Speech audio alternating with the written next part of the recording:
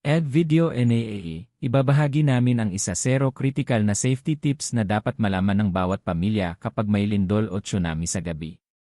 Isipin mo ito. Ikaw ay natutulog. Tahimik ang bahay. Ang iyong mga anak ay nananaginip. Ang iyong asawa ay nagpapahinga. Tapos bigla, nagsisimulang umuga ang kama. Kumakalampag ang mga pader. Nawawala ang ilaw. At sa loob lamang ng ilang segundo, napapalitan ng takot ang katahimikan. Sa gabi, mas nagiging mapanganib ang lindol at tsunami dahil mababa ang visibility, mahirap ang komunikasyon, at ang kalituhan ay maaaring mag-aksaya ng mahahalagang segundo. Ngayong gabi, ibabahagi namin ang isa zero critical na safety tips na maaaring makapagsalba ng iyong buhay at ng buhay ng iyong mga mahal sa buhay. Tatalakayin natin ang Kabanata 1, ang unang 30 segundo na pinakamahalaga. Kabanata 2, paano protektahan ang sarili habang malakas ang pagyanig. Kabanata 3, ano ang dapat ihanda ng bawat pamilya bago dumating ang sakuna. Kabanata 4, mga babala ng tsunami na hindi mo dapat ipagwalang bahala. Kabanata 5, paano ligtas na makatakas sa dilim at kabuluhan. Kabanata 6, mga kritikal na pagkakamali na nagdudulot ng pagkawala ng buhay. At bago tayo magsimula, sabihin mo sa amin sa comments. Saan ka nanonood ngayon? Gustong-gusto naming marinig ang aming mga manonood mula sa iba't ibang panig ng mundo. At kung interesado ka sa mga tips tungkol sa kaligtasan, paghahanda sa sakuna, at araw-araw na health tips para sa mga senior at pamilya, siguraduhing mag-subscribe at i-on ang notifications para hindi mo ma-miss ang mahahalagang updates. Ngayon, simulan na natin. Ang pagkakaiba ng buhay at kamatayan sa panahon ng lindol ay madalas nakadepende sa kung ano ang mangyayari sa loob ng unang 30 segundo. Hindi 5 minuto pagkatapos. Hindi kapag huminto na ang pagyanig. Hindi kapag dumating na ang mga rescuer. Ang unang 30 segundo. Ang mga sandaling iyon ang maaaring magtakda kung ikaw ay mananatiling ligtas o magkakaroon ng malubhang pinsala. At kapag ang lindol ay tumama sa gabi, mas nagiging kritikal ang mga segundong iyon. Hindi ka pa ganap nagising. Madilim ang paligid. Magulo ang iyong isipan. Maaaring hindi mo agad maintindihan kung ano ang nangyayari. Maaari mong isipin na nananaginip ka. Maaaring akala mo may gumagalaw sa iyong kama. Maaari ka pang matulala sa takot. Ngunit ito mismo ang dahilan kung bakit mahalaga ang paghahanda. Dahil kapag nanaig ang takot, ang iyong pagsasanay ang kikilos. At ngayong gabi, pag-uusapan natin ang unang 2 critical na safety tips na dapat malaman ng bawat pamilya. Number 1, huwag magpanik. Kontrolin yan di iyong unang reaksyon. Isipin mo ito. 2:00 ng madaling araw. Tahimik ang buong bahay. Lahat ay natutulog. Tapos bigla, nagsimulang umuga ang iyong kama. Kumakalampag ang mga bintana. Umuungol ang mga pader. Ang tunog ay kakaiba, hindi mo pa naririnig kailanman. Isang malalim na ugong ang kumakalat sa iyong bahay. Bumibilis ang tibok ng iyong puso. Humahabol ang iyong paghinga. Dumadaloy ang adrenaline sa iyong katawan. At unti-unting nangingibabaw ang takot. Normal ang reaksyong ito. Lahat ng tao ay nakakaramdam ng takot sa oras ng emergency. Pero ang layunin ay hindi alisin ang takot. Ang layunin ay huwag hayaan na kontrolin nito ang iyong mga desisyon. Ang panik ay isa sa pinakamalaking panganib sa anumang sakuna. Ang mga taong nagpapanik ay kadalasang gumagawa ng maling desisyon. Tumatakbo sila papunta sa labasan habang may mga bagay na nahuhulog. Nagmamadali silang bumaba ng hagdan. Bigla silang tumatayo mula sa kama at nawawala ng balanse. Nakakalimutan nila kung nasaan ang kanilang pamilya. Hindi na sila nakakapag-isip ng malinaw. At sa maraming pagkakataon, ang panik ang nagiging sanhi ng mga pinsalang sana ay naiwasan. Sa sandaling ma-realize mong may lindol, tumuon ka sa isang bagay. Manatiling kalmado para makapag-isip. Sabihin mo sa sarili mo, alam ko ang gagawin ko. Ulitin mo, alam ko ang gagawin ko. Ang simpleng linyang ito ay makakatulong para maputol ang cycle ng panik. Huminga ng malalim. Manatiling nakatuon. Tandaan na ang lindol ay karaniwang tumatagal lamang ng ilang segundo, hindi oras. Ang layunin mo ay hindi agad tumakas. Ang layunin mo ay maiwasan ang pinsala. Kung may mga bata sa bahay, mas nagiging mahalaga ang iyong reaksyon. Ang mga bata ay tumitingin sa matatanda sa oras ng emergency. Kapag nakita nila ang takot sa iyong mukha, mas matatakot sila. Kapag narinig ka nilang sumisigaw, maaari rin silang sumigaw. Pero kung maririnig nila ang iyong kalmadong boses na nagbibigay ng direksyon, mas malamang na makinig sila. Napakahalaga nito lalo na sa mga lolo't lola na nag-aalaga ng mga apo. Ang iyong kalmadong boses ang magiging sandigan nila sa gitna ng takot. At para sa mga senior na mag-isa sa bahay, mahalaga rin ang pananatiling kalmado. Maraming pinsala sa matatanda ang nangyayari dahil sa pagmamadali habang may pagyanig. Tumatakbo sila papunta sa pinto. Sinusubukan nilang lumabas agad. Nawawala ang kanilang balanse. At ang simpleng pagkadulas ay maaaring magdulot ng malubhang pinsala. Tandaan ito. Mapanganib ang lindol. Pero mas nagiging mapanganib ito kapag may panik. Kontrolin ang iyong paghinga. Kontrolin ang iyong kilos. Tumutok sa kaligtasan. Near number nile, drop cover, hold likagad. Ngayon na nakontrol mo na ang iyong unang reaksyon, ano ang susunod mong gagawin? Simple lang ang sagot. Dapa. Takip. At kumapit. Inirerekomenda ito ng mga eksperto sa buong mundo dahil napatunayan nitong nakababawas ng pinsala sa panahon ng lindol. Sa sandaling magsimula ang malakas na pagyanig, dumapa sa iyong kamay at tuhod. Bakit? Dahil madali kang matutumba ng pagyanig. Ang pananatiling mababa ay nakakatulong para maiwasan ang pagbagsak. Sunod, takpan ang iyong ulo at leg. Ito ang ilan sa pinakasensitibong bahagi ng iyong katawan. Protektahan ito sa lahat ng paraan. Kung may matibay na mesa o desk malapit sa iyo, agad kang sumilong sa ilalim nito. Gamitin ang isang braso para protektahan ang ulo at leg. Gamitin ang kabilang kamay para kumapit sa paa ng mesa. Bakit kailangang kumapit? Dahil maaaring gumalaw ang mismong mesa habang may lindol. Kapag ito ay nausog, maaari kang ma-expose sa mga nahuhulog na bagay. Ang pagkapit ay tumutulong para manatili kang protektado. Kung walang mesa malapit, pumwesto sa tabi ng panloob na pader na malayo sa mga bintana. Yumuko sa protective position. Gamitin ang iyong mga braso para takpan ang ulo. Kung may unan, ilagay ito sa ulo at leeg para sa dagdag na proteksyon. Maraming tao ang nagkakamaling tumakbo agad palabas. Pero sa gitna ng malakas na pagyanig, napakapanganib nito. Isipin mo kung ano ang nangyayari sa labas. Maaaring mahulog ang mga salamin mula sa gusali. Maaaring bumagsak ang mga kable ng kuryente. Maaaring gumuho ang mga pader o konkretong bahagi. Maaaring matumba ang mga signage. Ang daan palabas ay maaaring mas mapanganib kaysa sa pananatili sa loob. Isa pang karaniwang pagkakamali ay ang pagtayo sa pintuan. Noong unang panahon, mas matibay ang door frames ng mga lumang bahay. Pero sa modernong bahay, hindi na ito nagbibigay ng karagdagang proteksyon. Sa katunayan, maaari ka pang tamaan ng gumagalaw na pinto o lumilipad na debris. Dapa. Takip. At kumapit. Simple pakinggan. Dahil simple talaga ito. Pero ang simpleng hakbang ang nagliligtas ng buhay. Ngayon isipin mo na lumalakas ang lindol. Marahas ang pagyanig ng kwarto. Nahuhulog ang mga larawan sa dingding.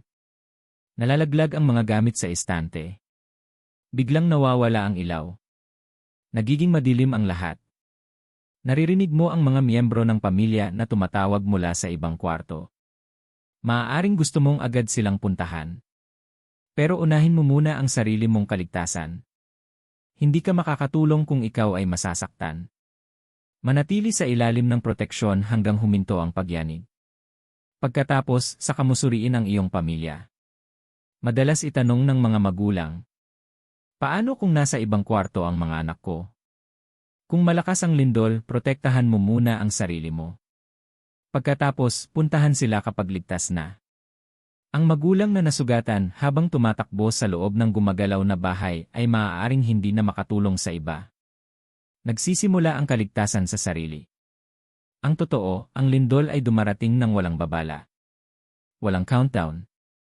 Walang paalala. Walang oras para maghanda sa mismong sandali. Kaya napakahalaga ng pagsasanay bago pa man mangyari ang sakuna. Habang mas madalas mo itong ginagawa, mas nagiging natural ito. At kapag dumating ang nakakatakot na unang 30 segundo, alam na ng iyong katawan kung ano ang gagawin. Sa susunod na kabanata, pag-uusapan natin kung paano maiwasan ang mga karaniwang sanhi ng pinsala sa loob ng bahay habang may lindol. Dahil ang pag-survive sa pagyanig ay simula pa lamang. Ang pag-alam sa mga panganib na dapat iwasan ang magdadala ng malaking pagkakaiba. Magpatuloy tayo. Nagsimula na ang lindol. Umuga ang kwarto. Mabilis ang tibok ng iyong puso. Nagawa mo na ang mga unang mahalagang hakbang. Nanatili kang kalmado. Ikaw ay dumaapa, nagtakip at kumapit. Pero hindi pa tapos ang panganib. Sa katunayan, maraming pinsala sa lindol ang nangyayari hindi dahil sa pagguho ng gusali, kundi dahil sa mga nahuhulog na bagay sa loob mismo ng bahay. Isang picture frame. Isang telebisyon. Isang bookshelf. Isang salamin. Isang kabinet sa kusina. Ang mga bagay na mukhang ligtas sa araw-araw ay maaaring maging seryosong panganib sa panahon ng malakas na lindol. Kaya naman ang susunod na 2 safety tips ay napakahalaga. Number 3, lumayo sa bintana, salamin, mabibigat na muebles. Isipin mong natutulog ka nang magsimula ang lindol. Palakas ng palakas ang pagyanig. Bigla kang makarinig ng malakas na pagbagsak. Isa pa. At isa pa. Nababasag ang salamin. Nahuhulog ang mga gamit. Gumagalaw ang mga muebles. Ito ang isa sa pinakamapanganib na sandali sa panahon ng lindol. Maraming tao ang hindi lubos na nauunawaan kung gaano kalakas ang puwersa ng lindol. Kahit ang isang maayos at magandang kwarto ay maaaring maging mapanganib sa loob lamang ng ilang segundo. Ang mga bintana ay lalong mapanganib. Habang umuuga ang gusali, maaaring mabasag ang salamin. Ang matutulis na piraso nito ay maaaring tumalsik sa buong kwarto. Sa dilim, halos imposibleng makita ang mga basag na salamin. Isang maling hakbang lamang ay maaaring magdulot ng malubhang pinsala. Kaya inirerekomenda ng mga eksperto na umiwas sa mga bintana hanggat maaari sa panahon ng lindol. Lumayo agad kung ligtas itong gawin. Ganito rin sa mga salamin. Maraming salamin ang mabigat. Kapag nahulog, maaari itong mabasag sa malalaki at mapanganib na piraso. Ang bumabagsak na salamin ay maaaring makasugat sa ulo, mukha at mga braso. At nariyan din ang mga muebles. Isipin mo ang mga matataas na gamit sa iyong bahay. Bookshelf. Display cabinet. Aparador. Entertainment center. Malalaking telebisyon. China cabinet. Maaaring mukhang matatag ang mga ito. Pero sa malakas na pagyanig, maaari silang matumba ng walang babala. Ang isang mabigat na bookshelf ay maaaring tumimbang ng daan-daang kilo. Kapag ito ay bumagsak sa isang tao, maaaring maging malubha ang epekto. Mas seryoso ang panganib na ito para sa mga senior. Mas mabagal ang kanilang reaksyon. Maaaring hindi sila agad makaiwas. Kaya napakahalaga na matukoy ang mga ligtas na lugar sa bawat kwarto bago pa man mangyari ang lindol. Tumingin sa paligid ng iyong bahay. Tanungin ang sarili. Saan may maaaring mahulog? Anong mga bagay ang maaaring matumba? Aling mga lugar ang pinakaligtas? Ang paghahanda ay nagsisimula bago pa ang sakuna. Maraming pamilya ang nagugulat na ang simpleng hakbang ay may malaking epekto. Pagkabit ng bookshelf sa pader. Pag-secure ng telebisyon. Paggamit ng safety latches sa mga kabinet. Maayos na pag-mount ng mabibigat na salamin. Ang maliliit na hakbang na ito ay maaaring makabawas ng malaki sa panganib ng pinsala. At tandaan ito. Maaaring huminto at muling magsimula ang pagyanig. Karaniwan ng aftershocks matapos ang malalakas na lindol.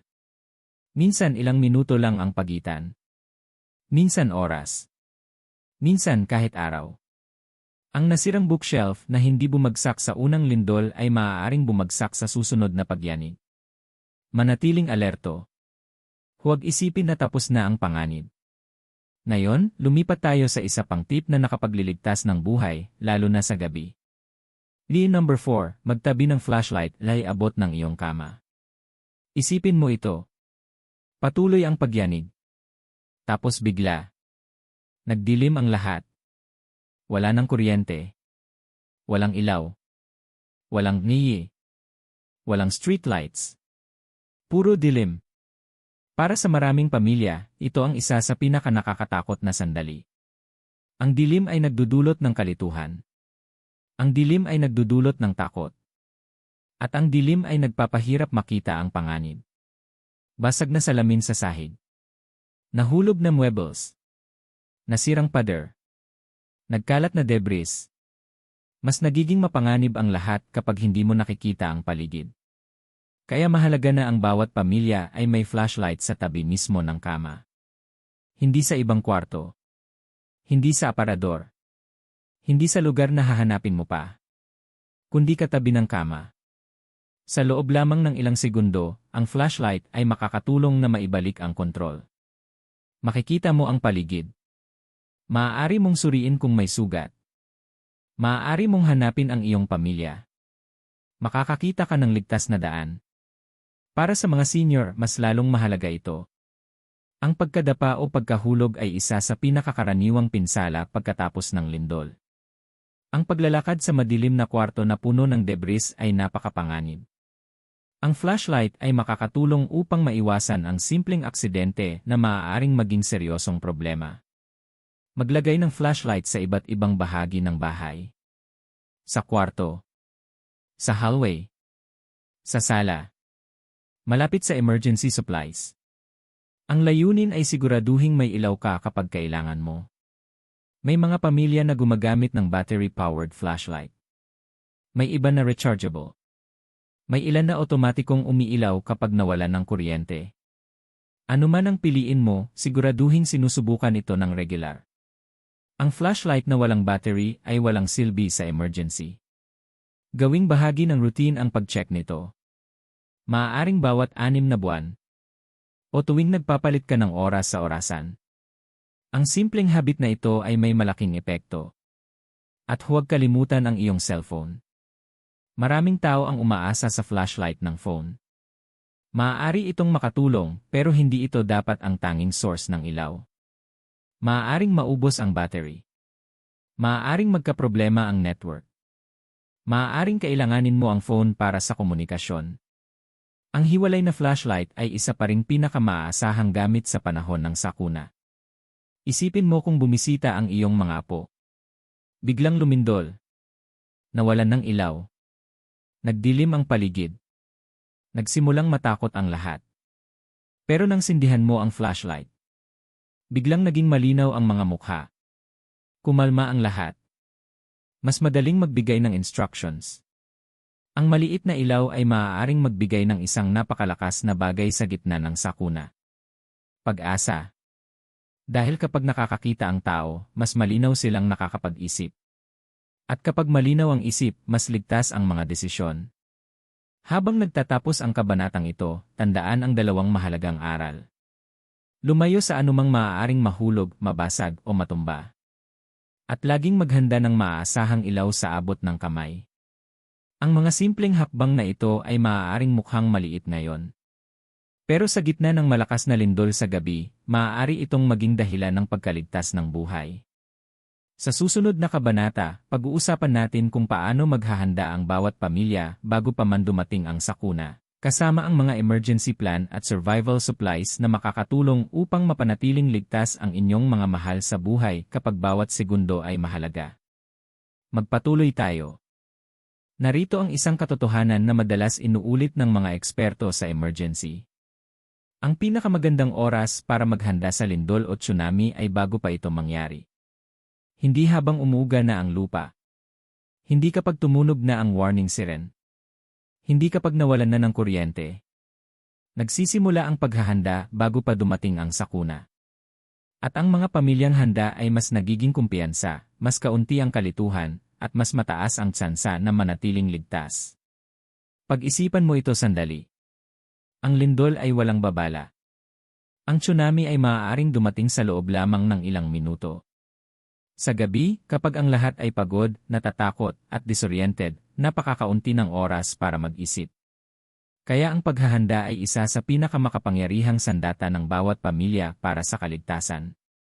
Sa kabanatang ito, tatalakayin natin ang dalawang mahalagang tips na maaaring magdulot ng malaking pagkakaiba kapag dumating ang sakuna. Number 5, gumawa ng family emergency plan. Isipin mo na may lindol bandang 2:00 ng madaling araw. Malakas ang pagyanig ng bahay. Nawawala ang ilaw. Nagigising ang lahat. Natatakot ang mga bata. Nalilito ang mga senior. Lahat ay nagtatangkang alamin kung ano ang gagawin. Ngayon, isipin mo ang pagkakaiba ng dalawang pamilya. Ang unang pamilya ay walang napag-usapan na emergency plan. Walang nakakaalam kung saan magtatagpo. Walang nakakaalam kung sino ang tutulong kay Lola. Walang nakakaalam kung nasaan ang emergency supplies. Lahat ay sumisigaw ng magkakaibang utos. Nangingibabaw ang takot at kalituhan. Ang pangalawang pamilya ay naghanda. Alam nila kung ano ang gagawin.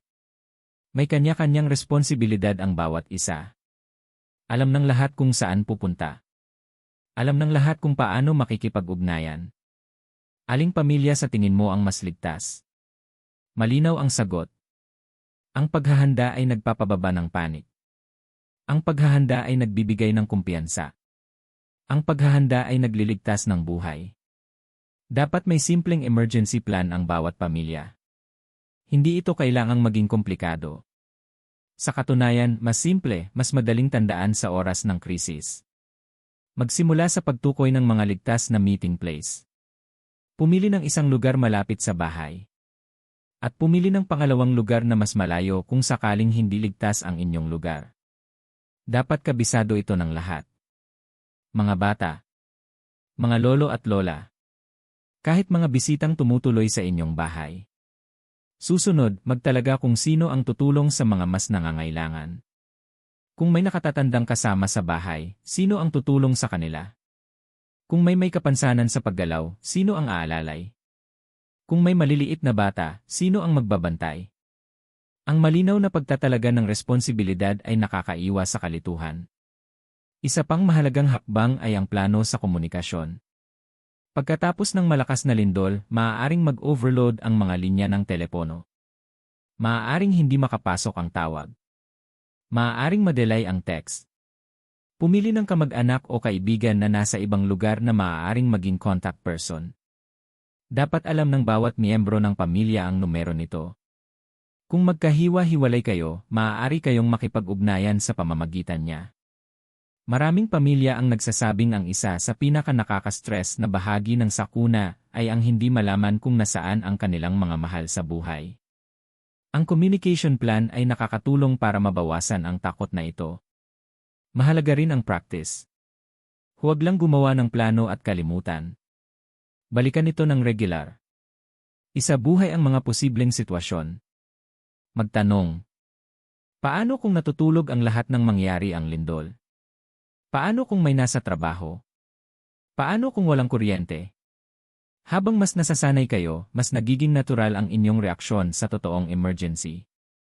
Para sa mga senior, malaking tulong ang pagsasanay. Sapat na ang stress sa emergency. Ang kaalaman sa tamang gagawin ay nagbibigay ng kapanatagan at kumpiyansa. Tandaan. Hindi ginagarantiyan ng plano ang kaligtasan.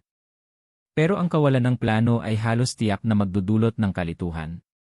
Ngayon, lumipat tayo sa isa pang mahalagang bahagi ng paghahanda. Number 11, maghanda ng emergency go bag. Isipin mo ito. May malakas na lindol malapit sa baybayin. Ilang minuto lang, naglabas ng tsunami evacuation warning ang mga otoridad. Kailangan mong umalis agad. Wala kang 30 minuto.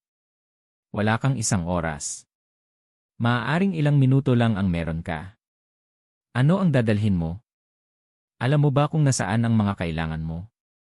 Makukuha mo ba agad ang mga ito? O masasayang ang oras kakahanap? Ito ang dahilan kung bakit dapat may emergency go bag ang bawat pamilya. Ang go bag ay isang bag na may lamang mahahalagang gamit para sa agarang paglikas. Isipin mo ito bilang survival kit. Isang bag na handang kunin anumang oras. Hindi kailangang mahal ang laman nito. Pero dapat praktikal. Magsimula sa tubig. Isa ito sa pinakaimportanteng pangangailangan. Kahit panandalian, maaaring mahirapan sa access. Maglagay ng bottled water kung maaari. Susunod, magdala ng pagkain hindi madaling masira. Pumili ng hindi kailangang lutuin. Energy bars. Biskwit. Delata na madaling buksan. Pinatuyong prutas.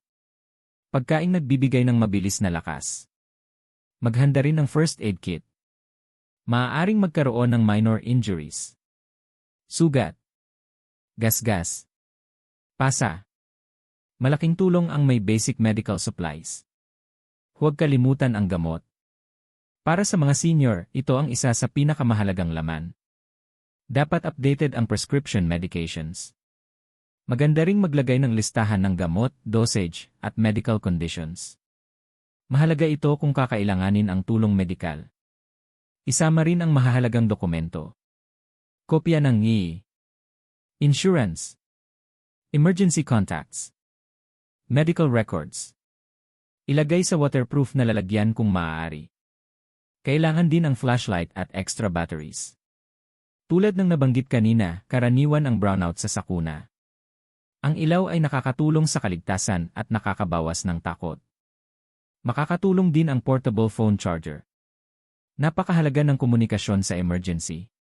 Ang may charge na phone ay makakatulong sa alerts at pakikipag-ugnayan. Kung nagsusuot ka ng salamin, maglagay ng extra. Kung gumagamit ng hearing aid, magdala ng extra batteries. Kung may mobility device, siguraduhin kasama ito sa plano. Isipin ang iyong personal na pangangailangan. Ano ang magpapadali ng buhay kung kailangan mong lumikas ng ilang araw? At narito ang isang bagay na madalas nakakalimutan. Huwag itago ang go bag sa mahirap abutin. Ilagay ito sa lugar na madaling makuha. Kahit sa dilim, dapat kaya mong kunin agad.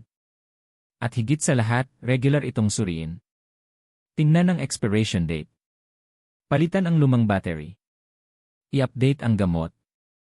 Siguraduhing handa ito anumang oras. Ang napabayaan na emergency kit ay maaaring hindi makatulong kapag kailangan na. Isipin ang kapanatagan ng loob kapag alam mong handa ang iyong pamilya. Na kung lumindol mayong gabi, may plano ka na. Na kung kailangan lumikas, handa ang gamit. Ang kumpiyansang ito ay napakalakas. Dahil ang paghahanda ay ginagawang aksyon ng takot. Ginagawang kahandaan ang kawalan ng katiyakan. At tinutulungan ang pamilya na harapin ang sakuna ng may lakas at katatagan. Sa susunod na kabanata, pag-uusapan natin ang mga babala ng tsunami na dapat agad makilala ng bawat pamilya. Dahil sa tsunami, ang maagang pagkilala sa panganib ang maaaring magligtas ng buhay. Magpatuloy tayo. Ang lindol ay maaaring nakakatakot. Pero para sa mga pamilyang nakatira malapit sa baybayin, minsan ang lindol ay simula pa lamang. Ang tsunami ay isa sa pinakamalakas at pinakanakasisirang puwersa ng kalikasan. Hindi tulad ng karaniwang alon sa dagat, ang tsunami ay may dalang napakalaking enerhiya na naglalakbay sa malalayong distansya. Kapag umabot ito sa baybayin, maaari nitong bahain ang mga komunidad, sirain ang mga gusali, tangayin ang mga sasakyan, at ilagay sa panganib ang libo-libong buhay. Ang dahilan kung bakit lalong delikado ang tsunami ay ang bilis ng pagdating nito. Sa gabi, mas tumitindi pa ang panganib na ito. Natutulog ang mga tao. Mahina ang visibility. Maaaring siksikan ang mga kalsada ng mga lumikas. Madaling kumalat ang kalituhan. At maaaring masayang ang mahahalagang minuto. Ang mabuting balita ay may mga babalang ibinibigay ang kalikasan. Ang hamon ay ang pagkilala sa mga ito at agad na pagkilos. Sa kabanatang ito, tatalakayin natin ang dalawang mahalagang tsunami safety tips na dapat malaman ng bawat pamilya. Ang mga tip na ito ay nakapagligtas na ng buhay sa iba't ibang panig ng mundo. At balang araw, maaari rin itong iligtas ang sayo. Lilo number 7, kapag nakaramdam ng malakas o matagal lindol malapit na baybayin, agad niya'y pumunta sa mataas na lugar. Isipin mo ito. Gabi na. Ikaw ay natutulog nang bigla kang magising dahil sa malakas na lindol. Patuloy ang pagyanig. 10 segundo. 20 segundo. 30 segundo. Maaaring mas mahaba pa. Nanginginig ang mga gamit. Nahuhulog ang mga bagay sa istante. Umuungol ang mga pader. Parang gustong itumba ng lupa ang lahat. Sa huli, humihinto ang pagyanig. Huminga ka ng malalim. Nakaligtas ka sa lindol. Pero kung nakatira ka malapit sa baybayin, ang susunod mong desisyon ay maaaring mas mahalaga pa kaysa sa lahat ng ginawa mo. Maraming tao ang iniisip na dapat maghintay muna ng opisyal na tsunami warning. Naghihintay sila ng alerto. Siren. Mensaheng pang telebisyon. Notification sa telepono. Pero minsan, wala nang sapat na oras. Ang mismong lindol ay maaaring siyang babala. Binibigyang diin ng mga eksperto sa emergency ang simpleng patakaran. Kapag nakaranas ng malakas o matagal na lindol malapit sa baybayin, agad na pumunta sa mas mataas na lugar. Huwag maghintay. Huwag magpaliban. Huwag umasa na may magsasabi pa sa'yo. Kumilos agad. Simple lang ang dahilan. Ang malalakas na lindol sa ilalim ng dagat ay maaaring maglipat ng napakalaking dami ng tubig. Ang tubig na iyon ay maaaring lumikha ng tsunami na mabilis na papunta sa dalampasigan. Sa ilang lugar, maaaring dumating ito sa loob lamang ng ilang minuto. Bawat minuto ay mahalaga. Bawat desisyon ay mahalaga. Bawat pagkaantala ay mas nagdaragdag ng panganib. Maraming nakaligtas sa tsunami ang may magkakaparehong kwento. Naramdaman nila ang malakas na lindol. Naalala nila ang mga babala. At agad silang lumikas. Ang mabilis nilang desisyon ang nagligtas sa kanilang buhay. Pero sa kasamaang palad, may kabaligtaran ding nangyari sa kasaysayan. May mga nanatili sa kanilang lugar. May mga naghintay ng kumpirmasyon. May mga akala na wala ng panganib. At may mga hindi inakala ang bigat ng banta. Para sa marami, nauwi ito sa trahedya. Kung nakatira ka malapit sa baybayin, ugaliing alamin ang evacuation routes bago pa mangyari ang emergency. Tanungin ang sarili. Nasaan ang pinakamalapit na mataas na lugar? Gaano katagal bago makarating doon? Aling mga daan ang dapat iwasan? Saan maghihintay ang pamilya? Ang mga sagot na ito ay dapat alam bago pa dumating ang sakuna. Hindi habang nangyayari ito. Mas mahalaga ito lalo na sa mga senior.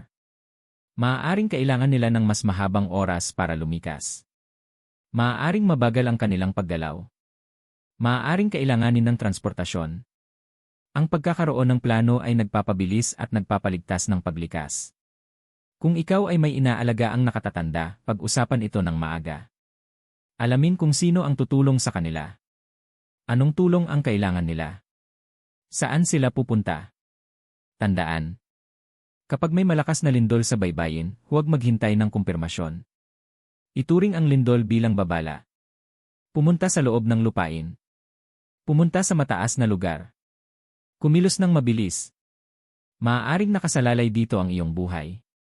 Ngayon, pag-usapan natin ang isa pang mapanganib na pagkakamali na kumitil na ng maraming buhay sa paglipas ng panahon. Number 8, huwag pumunta ay baybayin para manood ng ile-alon. Malakas ang hatak ng kuryosidad ng tao. Kapag may kakaibang nangyayari, gusto ng tao na makita ito. Gusto ng sagot. Gusto ng patunay. Gusto nilang maunawaan ang nangyayari. Pero sa tsunami, ang kuryosidad ay maaaring maging delikado. Isipin mo ito. Natapos na ang lindol. Lumabas ang mga tao. Nag-uusap ang mga kapitbahay. May mga naririnig na chismis tungkol sa posibleng tsunami. May nakapansin ng kakaibang galaw sa baybayin. Tapos may nagsabi, "Punta tayo at tingnan." Sa simula, parang walang panganib. Akala ng marami ay may oras pa. Akala nila makakabalik pa sila agad kung kailangan. Pero ang tsunami ay hindi laging gaya ng inaasahan. Maraming tao ang iniisip na ang tsunami ay isang malaking alon na makikita mula sa malayo. Pero ang katotohanan ay iba. Minsan biglang umaatras ang dagat. Ang tubig ay humihila palayo sa baybayin na inilalantad ang sib na karaniwang nasa ilalim ng tubig. Ang mga bangka ay naiiwang nakatirik sa buhangin. Ang mga isda ay naiiwang nakakalat. Mukhang kakaiba at nakakaengganyo ang tanawin. Pero isa rin ito sa pinakamapanganib na babala ng kalikasan. Ang umatras na tubig ay kadalasang senyales na may paparating na tsunami. At kapag bumalik ang tubig, maaari itong bumalik ng napakalakas. May mga taong lumalapit para kumuha ng litrato. May nagre-record ng video. May lumalakad pa sa SEAB para mag-imbestiga. Hindi nila alam na inilalagay na nila ang sarili sa direktang panganib. Kapag napagtanto nila ang panganib, maaaring huli na ang lahat. Ang pinakaligtas na gawin ay simple. Lumayo sa baybayin. Lumayo sa dalampasigan.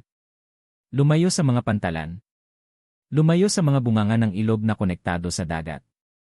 Pumunta sa kaligtasan. Hindi sa panganib.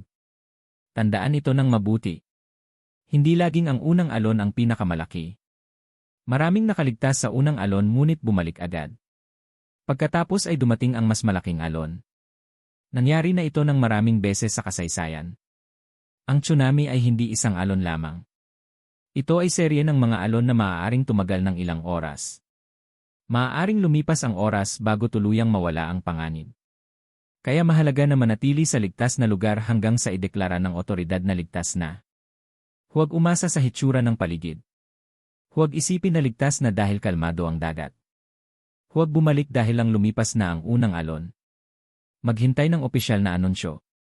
Ang pasensya ay maaaring magligtas ng buhay.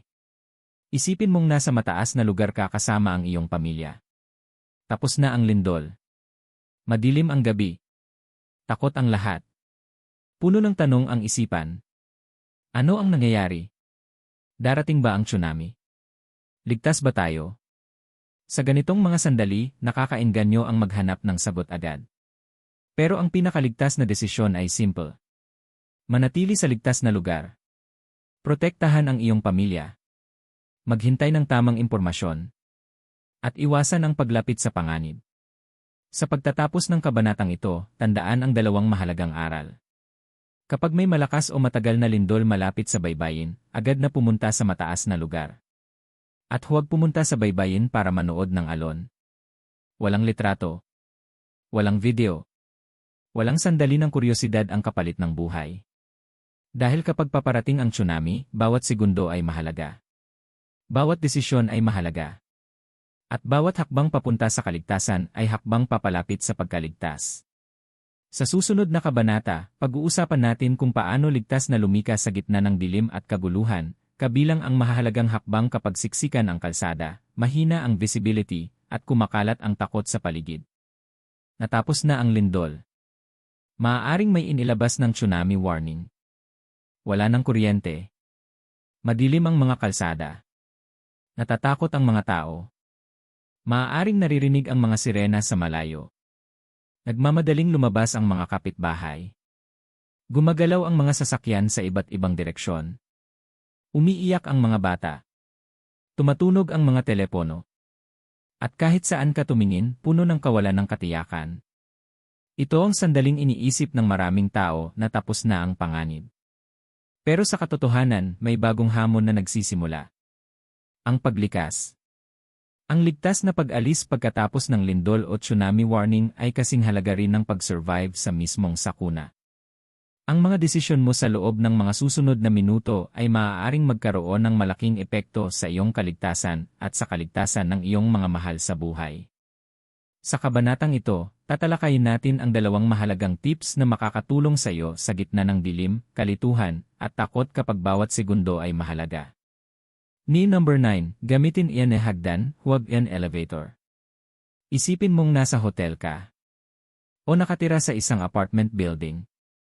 Huminto na ang lindol. Nagmamadali ang mga tao palabas. Gusto mong makalabas agad. Maaaring unang pumasok sa isip mo ang elevator. Mas mabilis ito. Mas madali. At hindi masyadong nakakapagod. Pero sa panahon ng emergency na dulot ng lindol, ang elevator ay maaaring maging lubhang mapanganib. Narito kung bakit. Maaaring masira ng lindol ang electrical system. Maaaring biglang mawalan ng kuryente. Maaaring mag-malfunction ang mekanikal na bahagi. Maaaring maapektuhan ang elevator shaft. At sa ilang kaso, maaaring tumigil ang elevator sa gitna ng mga palapag. Isipin mong natrap ka sa loob ng maliit na elevator habang blackout. Nawawala ang ilaw. Mahirap makipag-ugnayan. Hindi mo alam kung ano ang nangyayari sa labas. Hindi mo alam kung kailan darating ang tulong. Para sa maraming tao, ito ay nagiging nakakatakot na karanasan.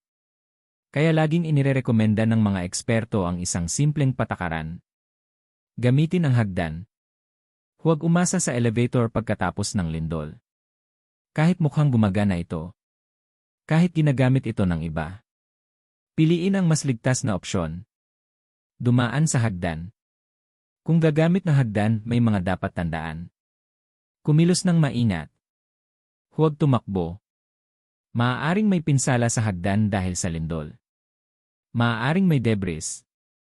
Maaaring mahina ang ilaw. Ang handrail ay makakatulong sa balanse. Gamitin ito kung maaari. Mag-ingat sa paligid. Tingnan ang basag na salamin. Nahulog na bagay. Bitak sa pader. Maluwag na materyales. Bawat hakbang ay dapat maingat at kontrolado. Para sa mga senior, mas mahirap ang paggamit ng hagdan. Maaaring may problema sa balanse, pananakit ng kasukasuan, o kahinaan sa pagdalaw. Kung may kasama kang nakatatanda, tulungan sila kung kaya. Ang simpleng pagtulong ay maaaring magligtas ng buhay. Tandaan din ito. Hindi ito paligsahan sa bilis. Ang pagtulak, pagsiksikan, at pagmamadali ay nagdaragdag ng panganib. Manatiling kalmado. Magpasensya. Dahan-dahang kumilos. Mas mahalaga ang kaligtasan kaysa bilis. Isipin mong maraming tao ang sabay-sabay na lumalabas ng gusali. Mabilis kumalat ang takot. May mga magpapanik. May mga susubukang sumiksik. Pero ang mga kalmadong tao ang kadalasang nakakagawa ng mas ligtas na desisyon. Isang hakbang bawat pagkakataon. Isang palapag bawat pagkakataon. Isang ligtas na desisyon bawat pagkakataon. Ngayon, lumipat tayo sa huling mahalagang tip sa kabanatang ito. Isang tip na nakatuon sa pinakamahalagang bagay sa anumang sakuna. Ang iyong mga mahal sa buhay. Number Lian, tingnan kung ligtas ganhe bawat miyembro ng pamilya, lalo na Vanny Lid Sr. Pagkatapos huminto ang pagyanig, ang unang maiisip mo ay, okay ba ang lahat? Isa itong tanong na agad pumapasok sa isip ng mga magulang, lolo't lola, asawa, at tagapag-alaga. At may mabuting dahilan. Ang sakuna ay nakakatakot. Maaaring magkahiwa-hiwalay ang mga tao. Maaaring masira ang komunikasyon. Maaaring manaig ang takot kahit sa pinakamatatag na tao. Kaya isa sa pinakamahalagang gawin pagkatapos makarating sa ligtas na lugar ay alamin kung kumpleto ang lahat. Huminto sandali. Tumingin sa paligid. Sino ang kasama mo? Sino ang maaaring kailangan pa ng tulong? Sino ang maaaring natatakot o nasugatan? Unahin ang mga miyembro ng pamilya. Suriin muna ang mga bata. Ang mga bata ay nahihirapang intindihin ang mga traumatikong pangyayari. Kahit mukhang walang sugat, maaaring sila ay takot, nalilito, o labis na nabigla. Magsalita ng mahinahon. Gumamit ng boses na panatag. Sabihin sa kanila na ligtas na sila.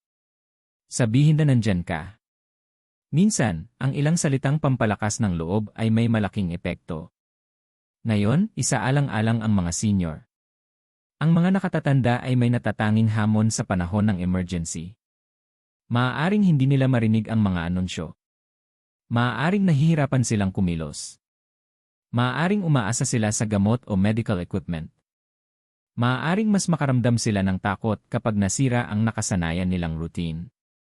Ang lindol sa gabi ay lalong nakakatakot para sa kanila. Isipin mong nagising ka sa malakas na pagyanig. Madilim ang kwarto. Walang kuryente. Nahuhulog ang mga bagay. Madaling maintindihan kung bakit sila kinakabahan. Kaya dapat silang unahin sa pag-check. Magtanong ng simple. Nasaktan ka ba? Kailangan mo ba ng tulong sa paglalakad? Nasa iyo ba ang iyong gamot? Nasa iyo ba ang salamin? Nasa iyo ba ang hearing aid? Ang maliliit na detalye ay may malaking epekto. Para sa mga tagapag-alaga, mahalaga ang paghahanda. Kung may gamot na kailangan ng senior, siguraduhin kasama ito sa emergency supplies. Kung may mobility aid, alamin kung nasaan ito. Kung may mahalagang medical information, panatilihing madaling ma-access. Makakatulong ito para mabawasan ang stress sa gitna ng sakuna. At huwag kalimutan ang emosyonal na suporta. Mahalaga ang pisikal na kaligtasan. Pero mahalaga rin ang emosyonal na kapanatagan. Maraming tao ang nakakaramdam ng takot, anxiety, at kalituhan pagkatapos ng lindol o tsunami warning. Isang kalmadong boses. Isang nakakapagpanatag na haplos. Isang paalala na magkakasama ang lahat. Ang mga ito ay nagbibigay ng lakas kapag ito ay pinakakailangan. Isipin mong magkakasama ang pamilya sa ligtas na lugar. Madilim pa ang gabi. Hindi pa tiyak ang hinaharap. Pero kumpleto ang lahat. Magkakasama ang pamilya. Alam nilang hindi sila nag-iisa. Ang ganitong koneksyon ay nagbibigay ng lakas. Dahil ang sakuna ay hindi lamang sumusubok sa mga gusali. Sinusubok nito ang mga pamilya. Sinusubok nito ang komunidad. Sinusubok nito ang ating kakayahang alagaan ng isa't isa. At kadalasan, ang pinakamalakas na sandata ng katatagan ay ang mga taong nasa tabi natin. Sa pagtatapos ng kabanatang ito, tandaan ang dalawang mahalagang aral. Laging gamitin ang hagdan, hindi ang elevator pagkatapos ng lindol. At laging suriin ang kalagayan ng pamilya, lalo na ang mga senior, bata, at mga nangangailangan ng tulong. Ang mga simpleng hakbang na ito ay maaaring magpabago ng kaguluhan tungo sa kaayusan at takot tungo sa kumpiyansa. Dahil ang pag-survive sa sakuna ay hindi lang tungkol sa pagprotekta sa sarili. Ito rin ay tungkol sa pag-alalay sa mga mahal mo sa buhay para makaligtas silang lahat. Sa ating huling kabanata, tatalakayin natin ang mga pinakamapanganib na pagkakamali na ginagawa ng mga tao pagkatapos ng lindol at tsunami, mga pagkakamaling kumitil na ng buhay at dapat malaman ng bawat pamilya upang maiwasan. Nakalampas ka na sa lindol. Sinunod mo ang mga safety steps. Pinrotektahan mo ang sarili mo. Sinuri mo ang iyong mga mahal sa buhay. Lumikas ka kung kinakailangan. Sa puntong ito, maraming tao ang nakakaramdam ng ginhawa. At naiintindihan iyon. Pagkatapos ng pagyanig, tila tapos na ang agarang panganib. Mukhang nasa likuran na natin ang pinakamasama. Tama ba? Hindi palagi. Sa katunayan, ilan sa mga pinakatragic na pinsala at pagkamatay ay nangyayari pagkatapos ng mismong lindol. Bakit? Dahil masyadong maagang nagpapakampante ang mga tao. Iniisip nilang wala ng panganib. Gumagawa sila ng desisyon base sa emosyon imbes na kaligtasan. At ang mga pagkakamaling iyon ay maaaring magdulot ng malubhang kapahamakan. Sa huling kabanatang ito, tatalakayin natin ang mga kritikal na pagkakamali na kumitil na ng buhay sa mga nakaraang sakuna at ang mga aral na dapat tandaan ng bawat pamilya. Dahil ang pag-survive sa unang bahagi ng panganib ay simula pa lamang. Ang pananatiling ligtas pagkatapos ay kasing halaga rin. Mistake number 1, pagbaliwala sa babala. Isipin mong nakatanggap ka ng tsunami evacuation order. Ang mga otoridad ay nananawagan na lumikas sa mataas na lugar. May mga sirena. May mga alerto. Pero may ilan na nagdadalawang isip.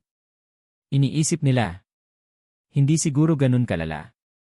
Maghihintay muna ako. Matagal na akong nakatira dito at wala namang nangyayari noon. Ang mga ganitong iniisip ay naglalagay sa buhay sa panganib. May dahilan kung bakit may mga babala. Hindi basta-basta naglalabas ng evacuation alert ang mga otoridad. Ginagawa nila ito dahil seryoso ang panganib at kailangan ng agarang pagkilos. Kapag sinabing lumikas, bawat minuto ay mahalaga. Ang pinakaligtas na gawin ay seryosohin ang babala. Kung mali pala ang babala, kaunting oras lang ang mawawala sa iyo. Pero kung tama ito at hindi ka sumunod, maaaring hindi na ito mababawi. Sa mga sitwasyong banta sa buhay, mas mabuting maging maingat kaysa magsisi. Mistake number 9, pagdedelay ng paglikas. Karaniwan itong nangyayari dahil iniisip ng tao na may oras pa sila. Nagsisimula silang kumuha ng mga gamit. Nauubos ang oras sa paghahanap ng personal na bagay. Patuloy na nanonood ng telebisyon. Nag-scroll sa social media. Naghihintay ng kumpirmasyon. Habang patuloy na tumatakbo ang oras. Hindi naghihintay ang tsunami. Hindi naghihintay ang baha. Hindi naghihintay ang aftershocks. Ang panganib ay gumagalaw kahit hindi pa tayo handa. Kapag kailangan ng lumikas, kumilos agad. Umalis muna. Ang mga gamit ay pwede nang balikan. Tandaan. Ang bahay ay maaaring ayusin. Ang sasakyan ay maaaring palitan. Ang gamit ay maaaring kumpunihin. Pero ang buhay ay hindi na maibabalik. Walang anumang nasa loob ng bahay ang mas mahalaga kaysa sa mga taong kasama mo. Mistake number 3, pagbabalik ng masyadong maaga. Isa ito sa pinakakaraniwang pagkakamali pagkatapos ng lindol at tsunami. Nakikita ng mga tao na tila maayos na ang paligid. Huminto na ang pagyanig. Umatras na ang tubig. Tahimik na ang kalsada. Kaya bumabalik sila. Pero maaaring nakakaloko ang panlabas na anyo.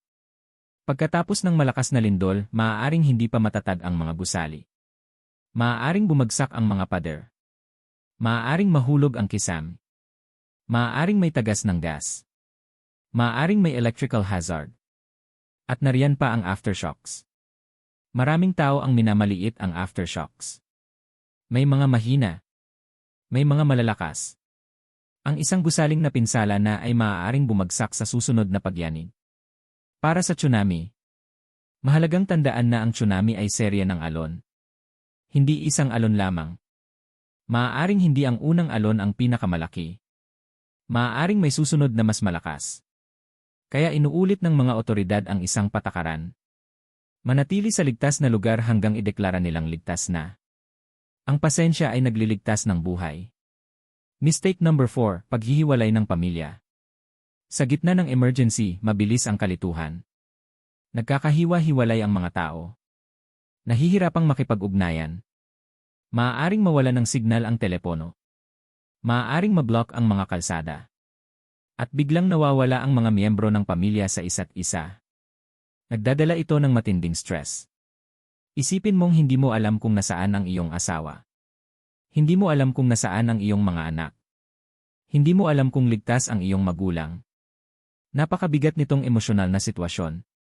Kaya napakahalaga ng family emergency plan. Manatiling magkakasama kung maaari. Kung magkahiwalay, sundin ang napagkasunduang meeting plan.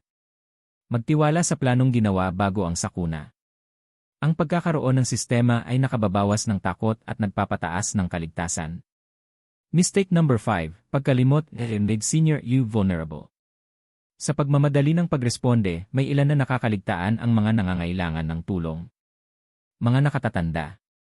Mga may kapansanan. Mga may sakit. Maliliit na bata. Ang mga grupong ito ay maaaring mangailangan ng dagdag na tulong. Tumingin ka sa paligid. May kakilala ka bang nakatira mag-isa? May senior bang maaaring mahirapang lumikas? May umaasa sa medical equipment. Ang simpleng pagtulong ay maaaring magligtas ng buhay. Mas nagiging matatag ang komunidad kapag nagkakaisa ang mga kapitbahay. Ang sakuna ay nagpapaalala na hindi tayo nag-iisa. At minsan, ang pinakamalalaking kabayanihan ay nasa simpleng pagtulong sa iba. Mistake number 11, pag-isip din ay hindi iki mangyayari sa'yo. Marahil ang pinakamapanganib na pagkakamali ay ang paniniwalang ang sakuna ay para lang sa iba. Maraming nakaranas ng lindol at tsunami ang minsang nag-isip din nito. Akala nila ligtas ang kanilang lugar. Akala nila malabong mangyari ito. Akala nila hindi kailangan ang paghahanda. Hanggang isang araw, nagbago ang lahat. Ang katotohanan ay simple. Walang makakapagsabi kung kailan darating ang susunod na lindol. Walang nakakaalam kung kailan magkakaroon ng tsunami warning. Pero may kontrol tayo sa paghahanda. Ang paghahanda ay hindi pamumuhay sa takot. Ito ay pamumuhay ng may kumpiyansa. Alam mong kung may sakuna, may plano ang pamilya mo. Handa ang mga gamit. Alam ng bawat isa ang gagawin. At nagawa mo ang tamang hakbang para protektahan ang mga mahal mo sa buhay. Huling mensahe. Sa pagtatapos ng video na ito, balikan natin ang 10 critical safety tips every family must know during an earthquake or tsunami at night. Una, huwag magpanik. Kontrolin ang unang reaksyon. Pangalawa, takip at kumapit agad. Pangatlo, Lumayo sa bintana, salamin at mabibigat na muebles. Pang-4. Maghanda ng flashlight sa tabi ng kama. Pang-5. Gumawa ng family emergency plan. Pang-6. Maghanda ng emergency go bag. Pang-7. Kapag may malakas o matagal na lindol sa baybayin, pumunta agad sa mataas na lugar. Pang-8. Huwag pumunta sa dalampasigan para manood ng alon. Pang-9. Gamitin ang hagdan, huwag ang elevator. Pang-10. Suriin ang kalagayan ng pamilya, lalo na ang mga senior. Ang mga simpleng hakbang na ito ay maaaring mukhang maliit lamang ngayon. Pero sa totoong emergency, maaari itong magdulot ng malaking pagkakaiba. Isang desisyon. Isang plano. Isang pamilyang handa. Iyan ang maaaring maghiwalay sa kaguluhan at kumpiyansa. Bago ka umalis, gusto naming marinig mula sa'yo. Saan bansa ka nanonood ngayon? Ay comment mo sa ibaba. Lumalaki ang ating komunidad araw-araw at nakakamangha ang makitang may mga nanonood mula sa iba't ibang panig ng mundo. At kung nakatulong sa iyo ang video na ito, mag-subscribe sa channel at i-on ang notifications. Nagbabahagi kami ng daily health tips para sa seniors, practical safety advice, emergency preparedness, at mga kaalamang makakatulong sa iyong kaligtasan at kalusugan. Maraming salamat sa oras mo. Manatiling handa. Manatiling may kaalaman. Manatiling matatag. Alagaan ang iyong pamilya. Alagaan ang iyong mga kapitbahay. At higit sa lahat, alagaan ang iyong sarili. Magkita tayo sa susunod na video.